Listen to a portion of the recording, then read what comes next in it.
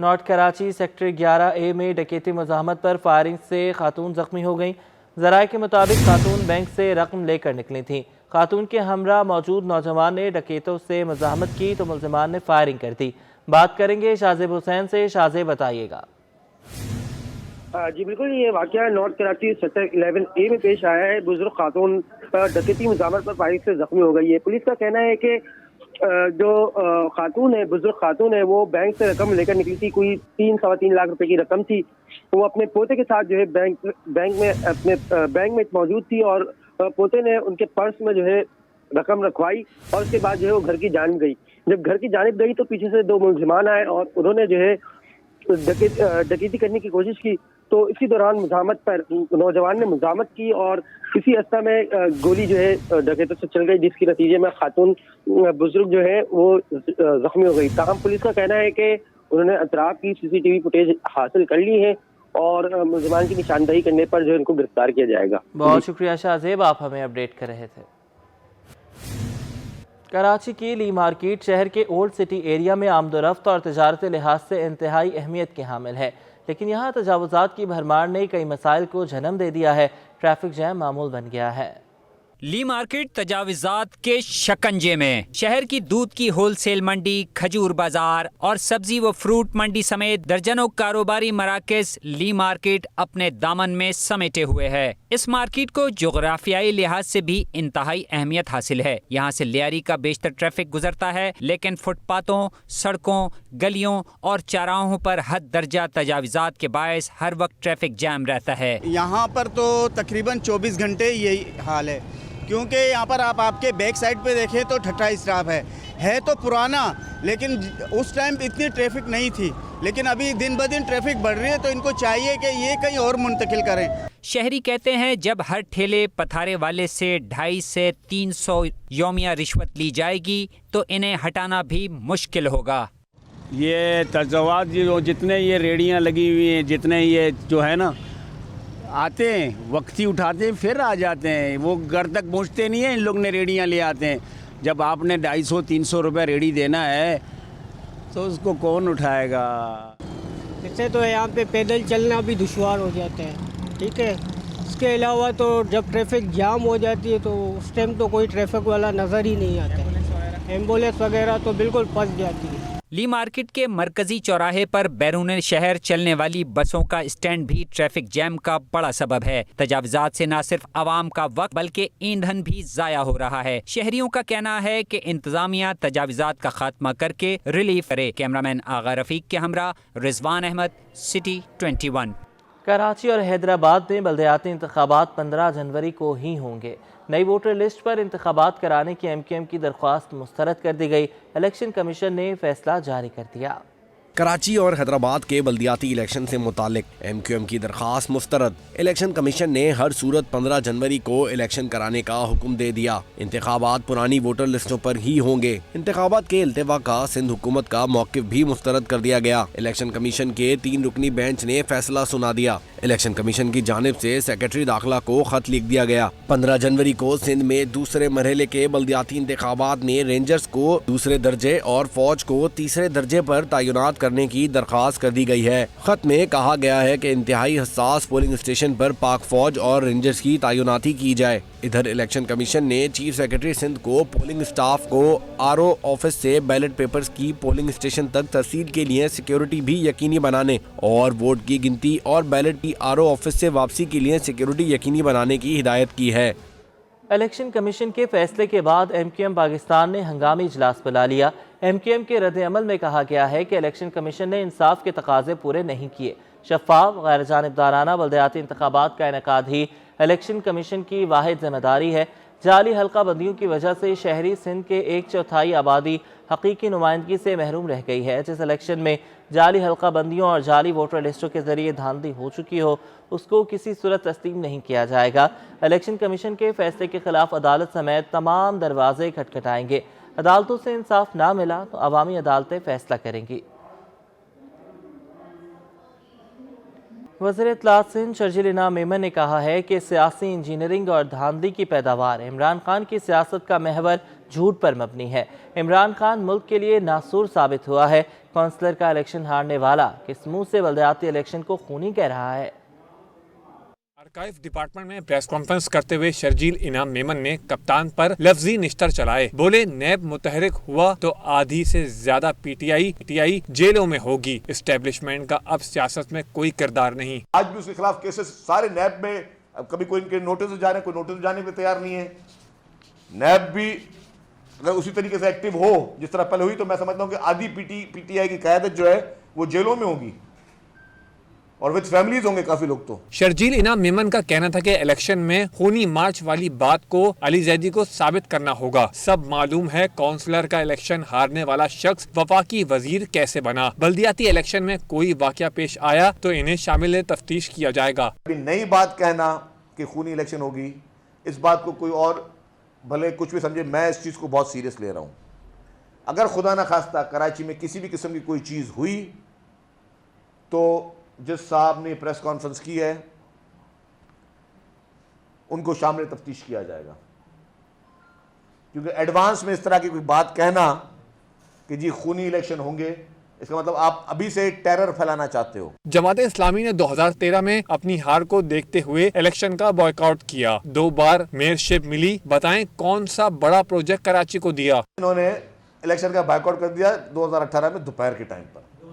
2013 میں کیا تھا، 13 میں انہوں نے الیکشن کا بائیکاٹ کر لیا۔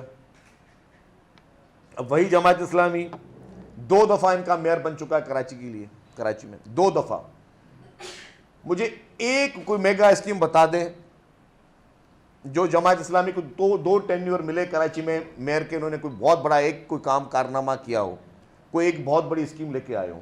ایک اسکیم کا نام لے لیں جماعت اسلامی کی لیڈرشپ۔ صوبائی وزیر کا کہنا تھا کہ کراچی سمیت سندھ میں جتنے کام پیپلز پارٹی نے کیے کسی اور نے نہیں کیے۔ ووٹ باتیں کرنے کام کرنے سے ملیں گے۔ سندھ حکومت 65 روپے کلو آٹا فراہم کر رہی ہے۔ اقتدار انور، سٹی 21۔ ایکسچینج کمپنیز ایسوسی ایشن کے جنرل سیکرٹری ظفر پراچا نے کہا ہے کہ ڈالر کی قلت تو ہے، اس کو پورا کرنے کے لیے وزیر خزانہ کو تجویز بھی دی ہے۔ مال کلیئر نہ ہونے سے بھاری چارجز سے ہر کوئی پریشان ہو گیا۔ ایکسچینج کمپنی ایسوسی ایشن جنرل سیکرٹری ظفر پراچا کا کہنا ہے کہ ڈالر کی قلت سے شدید مشکلات کا سامنا ہے اور بینکوں کا اس صورتحال میں یہ کہنا کہ اوپن مارکیٹ ریٹ سے ڈالر دیا جائے گا غیر ضروری بات ہے۔ ظفر پراچا نے صاف کہہ دیا کہ اوپن مارکیٹ سے کریڈٹ کارڈ کو پچھلے 15 برس سے ادائیگی کی جا رہی ہے۔ ہم آلریڈی ان کو بینکس کو کریڈٹ کارڈ کے لیے پرووائڈ کرتے ہیں پچھلے 15-20 سال سے، یہ کوئی نئی بات نہیں ہے۔ اور جو انہوں نے ایک نوٹیفیکیشن نکالا ہے کہ جی ہم اوپن مارکیٹ کا ریٹ لگائیں گے، تو آلریڈی وہ اوپن مارکیٹ کا ریٹ لگاتے ہیں اور اس وقت ان کی یہ وضاحت کرنا ایک غیر ضروری ہے اور انہوں نے اس سے اور پینک کریٹ کی ہے۔ ظفر پراچا نے کہا کہ گزشتہ ہفتے وزیر خزانہ اسحاق ڈار سے ملاقات میں تجویز دی کہ $50,000 تک کی ایل سی کو اوپن مارکیٹ سے ہی کلیئر کرانے کی اجازت دی جائے تو اس سے چھوٹی ایل سی کا مسئلہ بھی ختم ہو جائے گا۔ میں نے وزیر خزانہ اسحاق ڈار صاحب کو پچھلے ہفتے میٹنگ کے دوران یہ تجویز دی ہے کہ جو ایل سی کی پیمنٹ ہے $50,000 تک، وہ آپ ہماری طرف ڈائیورٹ کر دیں۔ ہم اس وقت اپنی قومی ذمہ داری نبھاتے ہوئے، اپنا قومی فریضہ سمجھتے ہوئے اس کو نبھانے کے لیے تیار ہیں اور ہمارے پاس اتنی کیپیسٹی ہے کہ ہم $50,000 تک کی جو ایل سیز ہیں ان کی پیمنٹ ہم کر سکیں۔ ایکسچینج کمپنیز کا کہنا ہے کہ ڈالر نہ ملنے سے کنسائنمنٹ کلیئر نہ ہونے سے ادویات اور دیگر سیکٹر کی مشکلات بڑھ رہی ہیں جو مہنگائی میں مزید اضافہ کر دے گا۔ کیمرہ مین عاقب نقوی کے ہمراہ Ashraf Khan, city 21۔ Pakistan hosiery manufacturing association کے سینٹر کے چیئرمین بابر خان نے کہا ہے کہ صنعتوں کو خام مال نہیں ملے گا تو انڈسٹری کیسے چلے گی۔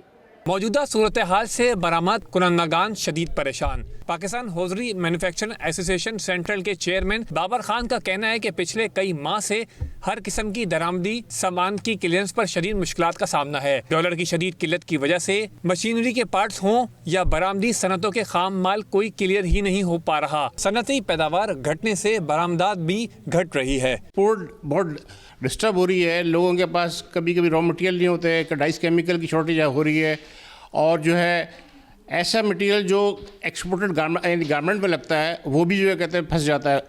چھوٹی چھوٹی چیزیں پرائس ٹیگ اور RFID اسٹیکرس تک پھنس جاتے ہیں، جس کی وجہ سے کافی تکلیف ہے اور ایکسپورٹ ہیمپر ہو رہی ہے. بابر خان بولے درآمدی مال سے بھاری چارجز عائد ہونے سے لاگت مسلسل بڑھ رہی ہے. ڈالر کی سرکاری قیمت کو اب ہر صورت اصل قیمت پر لانا ہی ہوگا. اب دیکھیے یہ تو آپ کو پتہ ہے کہ کافی عرصے سے گورنمنٹ جو ہے جتنی بھی امپورٹ ہے بھلے وہ ضروری امپورٹ ہو ایکسپورٹ سے ریلیٹڈ امپورٹ ہو وہ سب جو کہتے ہیں اس کو ڈسٹرب کیا ہوا ہے. اس لیے کہ وہ پورٹ پہ آ کے جو اگر امپورٹ ہو جائیں تو پورٹ پہ آ کے ڈیمریج میں پھنسے ہوئے کلیئر نہیں ہوتے, ڈالر نہیں ہوتے بینکوں کے پاس. پاکستان ہوزری مینوفیکچرنگ ایسوسی سینٹرل کے چیئرمین نے کہا کہ جب گیس نہیں ملے گی, خام مال نہیں ہوگا تو صنعتیں کیسے چلیں گی. کیمرامین فرحان کے ہمراہ اشرف خان, سٹی 21. ایکسپورٹرز ایسوسی ایشن کے کوآرڈینیٹر جروائد بلوانی نے یہ کہا ہے کہ حکومت برآمدات بڑھانے کی صرف باتیں نہ کرے. اس حوالے سے اشرف خان کی رپورٹ. تاجروں نے حکومتی پالیسیوں کا کارکردگی پر طنز کے تیر چلا دیے. Pakistan hosiery manufacturing association کے سرپرست اعلیٰ جاوید بلوانی حکومت پر برس پڑے. نیوز کانفرنس کرتے ہوئے ان کا کہنا تھا کہ ایکسپورٹ تباہی کے دہانے پر ہے. 75 لاکھ سے زائد افراد کو نوکریوں سے نکال دیا گیا اور اسحاق ڈار کے پاس ایکسپورٹر کے لیے وقت نہیں ہے. وقت جو ہے پاکستان کے اندر جو اوور آل لوگ جو فارغ ہوئے ہیں, لیبرز اور مڈل مینجمنٹ اور سپروائزر, یہ اپروکسیمیٹلی جو ہے یہ 70 سے 75 لاکھ لوگ نوکریوں سے فارغ ہو گئے. اس میں صرف ٹیکسٹائل سیکٹر کے جو ہیں 40 سے 45 لاکھ ٹیکسٹائل سیکٹر کے لوگ ہیں. ایکسپورٹرز کا کہنا تھا کہ ملک کو پہلی بار اتنی خراب صورتحال سے گزرتا دیکھ رہے ہیں. قوم آٹے کی بھیک مانگ رہی ہے مگر حکومتی وزراء کی شاہ خرچیاں عروج پر ہیں. حکومت صاحب بتا دے آخر چاہتی کیا ہے. جبکہ ہمارے حالات اتنے سخت قسم کے خراب ہیں, لوگ ایک ٹائم کی روٹی نہیں کھا رہے اور بیچارے غریب لوگ تو پتہ نہیں کس طرح گزارا کر رہے ہیں اور گورنمنٹ کو کوئی احساس نہیں ہے. اور پھر یہ مرسیڈیز گاڑیاں امپورٹ کرنے کا, آج صبح میں نے ٹی وی میں ٹرکٹ دیکھا کہ مرسیڈیز گاڑیاں امپورٹ کرنے کی باتیں ہو رہی ہیں کیبنٹ کے لیے.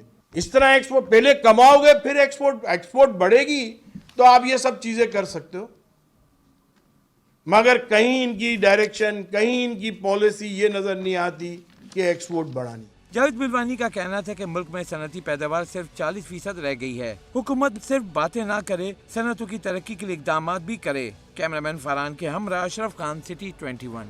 ٹیکنالوجی کے دور میں بھی کراچی میں بیت کی لکڑی سے کرسیاں اور میز بنانے کا ہنر موجود ہے. اسکول ہو یا کالج, آفس ہو یا کوئی تقریب, کرسیوں, صوفوں یا گھر کی ڈیکوریشن کی اشیاء کا استعمال ہر جگہ ہوتا ہے. دور جدید میں ٹیکنالوجی نے ان چیزوں کی تیاری کو بہت آسان اور تیز کر دیا ہے, لیکن کراچی میں ایسے ہنرمند بھی ہیں جو اپنے ہاتھوں سے منفرد و دلکش اشیاء تخلیق کرتے ہیں. انہی میں سے ایک عالمگیر بھی ہیں جو بیت کی لکڑی کو اپنے ہاتھوں سے کرسیوں, میزوں اور خواتین کے بیگ سمیت دیگر منفرد شاہکاروں میں ڈال دیتے ہیں جنہیں دیکھنے والے دنگ رہ جاتے ہیں. ان دل فریب اشیاء کے کاریگر عالمگیر کا کہنا ہے کہ اسے ایک کرسی بنانے میں تقریباً 4 دن لگ جاتے ہیں جس میں کسی مشینری کا کوئی استعمال نہیں ہوتا. عالمگیر کا ماننا ہے کہ محنت, لگن اور مشقت کے ساتھ رزق حلال کے لیے جدوجہد کریں تو کوئی کام مشکل نہیں ہوتا. یہ ہاتھ کے کام میں نا محنت تو بہت ہے, نفیس چیز ہے, سمجھے نا, یہ نفیس چیز ہے. ان چیزوں کو جو نا سارے جو نا محنت, خون پسینہ اس پہ زیادہ لگتا ہے, تو ان کو چند لوگ جو پہچانتا ہے. آج کل کے نیا نسل وہ لوگ نہیں پہچانتا. کین فرنیچر بنانے والے عالمگیر نے ساتھ ہی مہنگائی کے سبب بیت فرنیچر کے کاروبار کے متاثر ہونے کا بھی شکوہ کیا.